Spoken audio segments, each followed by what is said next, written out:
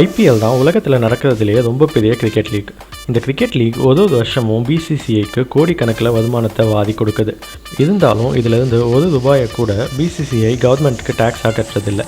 மாத சம்பளத்துக்கு வேலை செய்கிறவங்களே சம்பளம் 5-7 லட்சத்துக்கு மேலே இருந்தால் டேக்ஸ் கட்டுறாங்க. அப்படி இருக்கும்போது ஒரு வருஷமும் கோடிக்கணக்கில் ஏர்ன் பண்ணுற பிசிசிஐ ஏன் டேக்ஸ் கட்டாமல் இருக்குது? ஐபிஎல் மூலமாக பிசிசிஐ எப்படி சம்பாதிக்கிறாங்க? ஒரு டீமை 7,000 கோடிக்கு மேலே கொடுத்து வாங்குறாங்க. ஆனால் ஃபைனல்ஸில் வின் பண்ணால் 20 கோடி தான் ப்ரைஸ் மணியாக கிடைக்கும்னு சொல்கிறாங்க.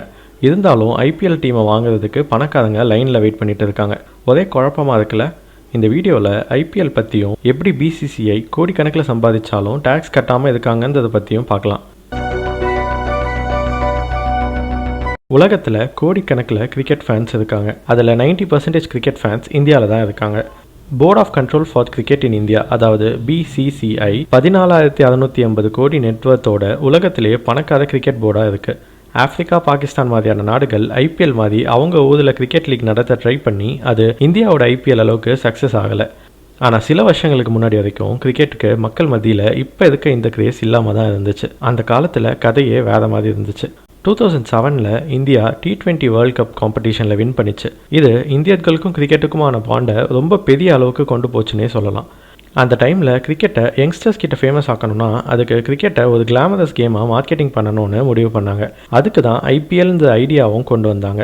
இந்த ஐபிஎல் டெஸ்ட் இல்லை 50 ஓவர் மேட்ச் மாதிரி இல்லாமல் யங்ஸ்டர்ஸோட ஷார்ட்டர் ரிட்டன்ஷன் டைமுக்கு ஏற்ற மாதிரி 20 ஓவர் மேட்சாக உருவாக்கப்பட்டுச்சு.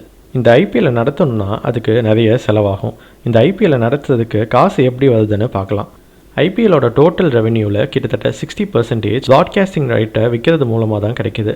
ஐபிஎல் மேட்சஸை சோனி இல்லை ஸ்டார் ஸ்போர்ட்ஸில் ப்ராட்காஸ்ட் பண்ணுறதுக்கான ரைட்ஸை வாங்குறதுக்கு பிசிசிஐக்கு இந்த டிவி சேனல்ஸ் ஃபீஸ் பே பண்ணுவாங்க. 2008 இருந்து 2017 வரைக்கும் ஐபிஎல்லோட ப்ராட்காஸ்டிங் ரைட் சோனி கிட்ட இருந்துச்சு. சோனி 8,200 கோடி செலவு பண்ணி வாங்கியிருந்தாங்க.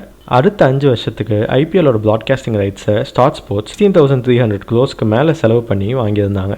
அடுத்த 5 வருஷம், அதாவது 2023 to 2027க்கான ஐபிஎல் ப்ராட்காஸ்டிங் ரைட்ஸை ஸ்டார் ஸ்போர்ட்ஸ் 23,000 crores வாங்கியிருக்காங்க. அது மட்டும் இல்லாமல் டிஜிட்டல், அதாவது இன்டர்நெட்டில் அதே கேமை ப்ராட்காஸ்ட் பண்ணுறதுக்கு ரிலையன்ஸ் 20,000 crores செலவு பண்ணி டிஜிட்டல் ரைட்ஸாக வாங்கியிருக்காங்க. இந்த அமௌண்ட்டை பார்த்தீங்கன்னா 2008 இருந்து 2017, அதாவது 10 வருஷத்துக்கு 8,200 கோடியில் இருந்தது 2018 இருந்து 22க்கு, அதாவது வெறும் 5 வருஷத்துக்கு 16,000 crores மாதிரி இருக்குது. அடுத்த 5 வருஷம், அதாவது 2023 இருந்து 27க்கு 48,300 கோடி கிட்ட போயிருக்கு. இதை நீங்கள் பார்த்தீங்கனாலே ப்ராட்காஸ்டிங் ரைட்ஸ்க்கான ரேட் அதிகமாகிட்டே இருக்கிறது தெரியும். இந்த ப்ராட்காஸ்டிங் ரைட்டுக்காக சேனல் பே பண்ணுற இந்த காசில் ஒரு போர்ஷன் ஐபிஎல் விளையாடுற டீம்ஸுக்கும் போகும். பிசிசிஐக்கு ப்ராட்காஸ்டிங்காக கிடைக்கிற இன்கம் அதிகமாச்சுன்னா அதுக்கு ஏற்ற மாதிரி டீம்ஸோட இன்கமும் அதிகமாகும். ரீசெண்டாக தான் ஐபிஎல்ல லக்னோ சூப்பர் ஜெயின்ஸ், குஜராத் டைட்டன்ஸ்னு புதுசாக 2 டீமை ஆட் பண்ணாங்க. இதில் லக்னோ சூப்பர் ஜெயின்ஸை 7,900 கோடி கொடுத்து வாங்கியிருக்காங்க. குஜராத் டைட்டன்ஸை 5,625 கோடி கொடுத்து வாங்கியிருக்காங்க. ஐபிஎல்ல ஜெயிச்சாலே 20 கோடி தான் ப்ரைஸ் மணியாக கிடைக்கும். அப்படி இருக்கும்போது ஒரு டீமை வாங்க ஏன் ஆயிரக்கணக்கான கோடிகளை செலவு பண்ணுறாங்க?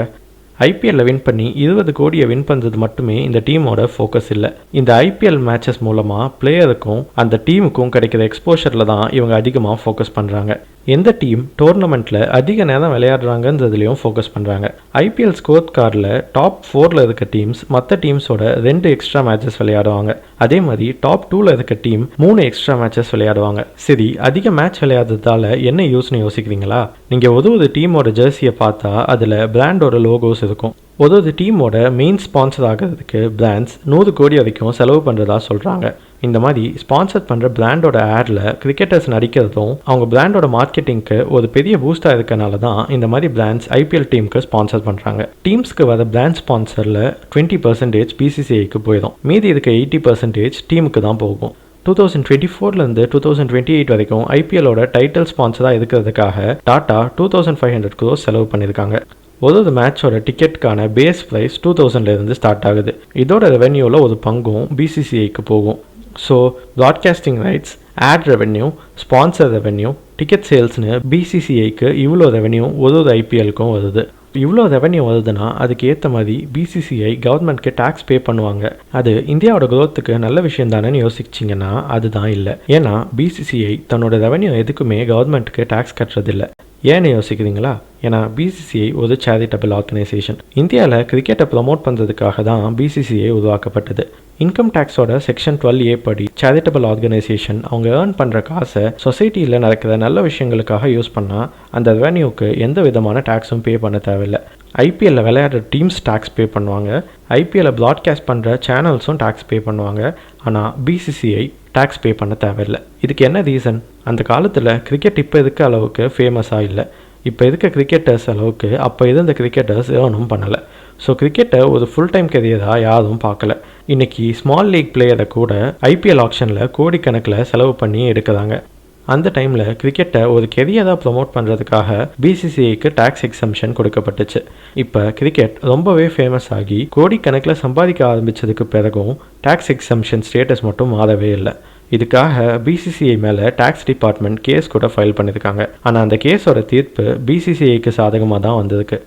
என்னதான் இந்த ஐபிஎல்னால என்டர்டெயின்மெண்ட், எக்கனாமி, ஸ்போர்ட்ஸ்னு எல்லாமே வளர்ந்தாலும் ஒரு பக்கம் சின்ன சின்ன டெக்னிக்கல் டீட்டெயில்ஸை காரணமாக காட்டி பல கோடிக்கணக்கில் வர ரெவன்யூக்கு பிசிசிஐ டேக்ஸ் கட்டாமல் இருக்காங்க. இதை பற்றி நீங்கள் என்ன நினைக்கிறீங்க? பிசிசிஐ இந்த ரெவன்யூக்கு டேக்ஸ் கட்டணுமா இல்லை வேணாமா? கமெண்ட்ஸில் சொல்லுங்கள். ஐபிஎல்லை வெறித்தனமாக பார்க்குறவங்க ஃப்ரெண்ட்ஸ் அண்ட் ஃபேமிலிக்கு இந்த வீடியோவை ஷேர் பண்ணுங்கள். டீப் டைவ் தமிழுக்கு சப்ஸ்கிரைபும் பண்ணுங்கள்.